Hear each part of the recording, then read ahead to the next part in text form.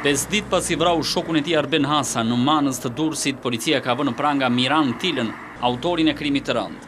Ai u arrestua në fshatin Ishëm, i fshehur në një banesë të braktisur. 43 vjeçari, i cili ishte shpallur në kërkim prej ditës së njëjte, nuk ka bërë rezistencë. Ndërkohë në duart e policisë ka rënë edhe arma e krimit, një automatik tip Kalashnikov. Arben Hasa, 39 vjeç, u gjeti vrarë në fshatin Manës të Vjetër, pranë Gjirit të Larzit. Fillimisht policia konstatoi automjetin e braktisur tip BMW, në të cilin kishte një lloj gjaku, si dhe 2 fishek e një gëzhoj automatiku. Menjëherë uniformat blu nisën kërkimet në terren për këtë ngjarje dhe dyshimet e policisë për vrasje u konfirmuan pasi u gjet trupi i pajetit 39 vjeçarit.